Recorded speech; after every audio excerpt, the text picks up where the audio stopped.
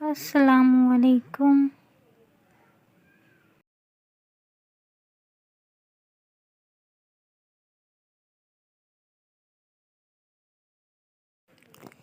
جن دوست انور دوپہر کے کھانے کے بعد پکی تالاب کی سیڑھیوں پر بیٹھا بڑے انہماک سے اپنا سبق یاد کر رہا تھا کہ کسی نے پیچھے سے آ کر بڑے زور سے ہاؤ کہہ کر اسے ڈرایا۔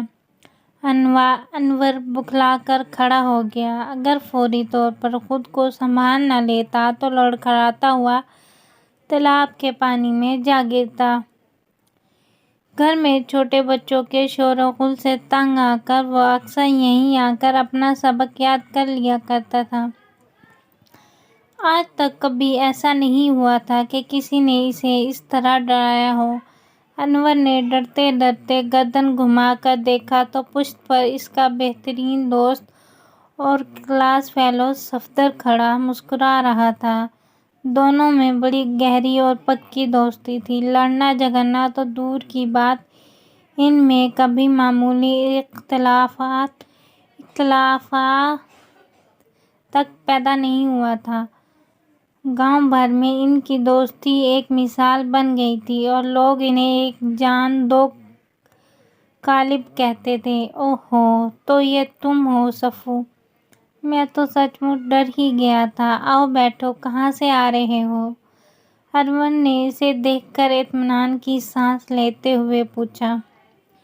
میں پورے گاؤں میں تمہیں ڈھونڈتا پھر رہا تھا، لیکن کچھ پتہ ہی نہیں چل رہا تھا کہ کہاں چھپے بیٹھے ہو۔ پھر اچانک خیال آیا کہ کہیں تم اپنا سبق یاد کرنے پکی تالاب کی طرف نہ آ گئے ہو۔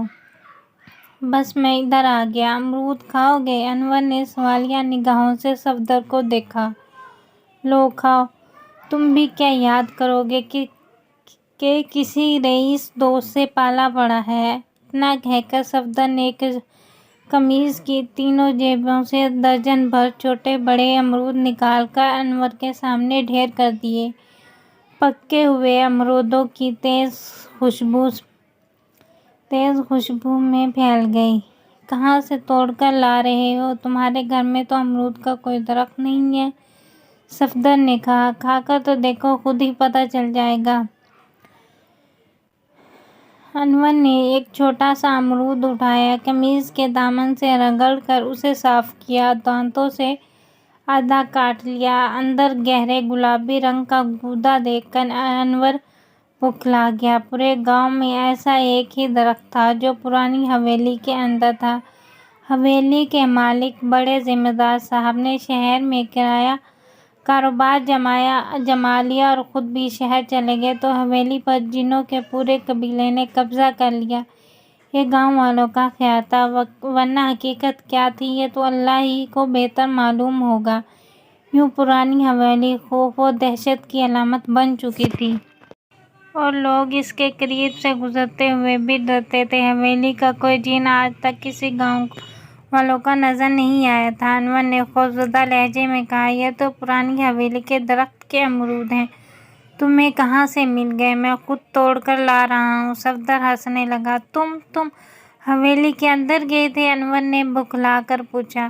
ہاں، بالکل گیا تھا، ورنہ یہ امرود کہاں سے لاتا؟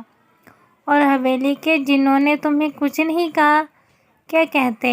میں کوئی ان سے کشتی لڑنے تھوڑی گیا تھا۔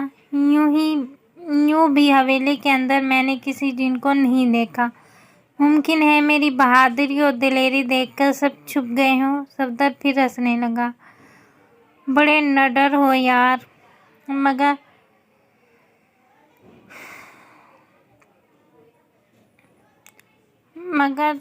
مگر تم اندر گئے کیسے؟ صفدر، دروازے پر تو بڑا سا تالا پڑا ہوا ہے۔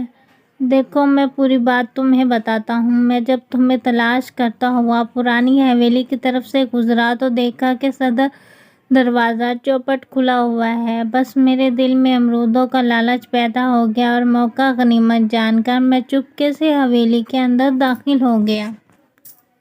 پورا درخت کچے پکے امرودوں سے لدا پڑا تھا۔ پہلے تو دل بھر کر خود کھایا اور پھر کچھ تمہارے لیے لیتا ہوا دبے پاؤں باہر آ گیا۔ صفدر: دروازہ کس نے کھولا؟ کیسے کھولا؟ کون اندر گیا تھا؟ مجھے کچھ نہیں معلوم۔ اندر گاؤں کا کوئی آدمی مجھے نظر نہیں آیا۔ صفدر: تم اتنے بہادر کب سے ہو گئے؟ میں جانتا ہوں کہ رات کے وقت تم اپنے ہی گھر کے کسی اندھیرے کمرے میں جانے سے ڈرتے ہو۔ میں وہ ڈرپوک صفدر نہیں رہا۔ صفدر ہنسنے لگا۔ ویسے انور، ایک بات میری سمجھ میں نہیں آئی کہ جب میں حویلی سے نکل کر کچھ دور آگیا اور مڑ کر پیچھے دیکھا تو صدر دروازہ بدستور بند تھا اور وہ بڑا سا تالا پہلے کی طرح لٹک رہا تھا۔ یہ کیسے ممکن ہے؟ انور بے اعتباری سے کہا۔ کہیں تم مجھے بے وقوف تو نہیں بنا رہے ہو؟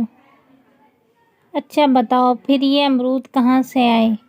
صفدر نے شوقی سے ہنستے ہوئے کہا۔ کیا گاؤں میں گلابی گودے والا کوئی دوسرا درخت بھی ہے؟ انور کے پاس اس کا کوئی جواب نہیں تھا۔ کیا تم ابھی بیٹھو گے؟ تھوڑی دیر بعد صفدر نے پوچھا۔ ہاں، تھوڑا سا سبق رہ گیا ہے، اسے بھی یاد کر لوں پھر گھر جاؤں گا۔ اچھا تو میں چلتا ہوں، کل رات سے بابا کی طبیعت سخت خراب ہے، ممکن ہے مجھے قصبے جا کر حکیم صاحب کو گھر لانا پڑے۔ صفدر مغموم لہجے میں کہا۔ ایسی بات ہے تو پھر چلو، میں بھی قصبے تک تمہارے ساتھ چلتا ہوں۔ انور کتابیں سمیٹنے لگا۔ نہیں، تم اپنا سبق یاد کرو، میں گھر جا کر دیکھتا ہوں، ممکن ہے بابا نے بڑے بھائی کو قصبے دور، واپسی میں رات ہو جائے گی۔ رات کا کھانا کھا کر انور نے میز کی دراز سے اپنی چھوٹی سی ٹارچ نکالی اور اسے جلاتا بجھاتا اپنے دوست کے گھر پہنچ گیا۔ دروازہ صفدر کی امی نے کھولا اور اسے پہچان کر بولی۔ کون؟ انور میاں، خیر تو ہے بیٹا؟ اتنی رات گئے، آؤ اندر آ جاؤ۔ صفدر کہاں ہے؟ انور نے بے تابی سے پوچھا۔ کیا اکیلے قصبے چلا گیا ہے؟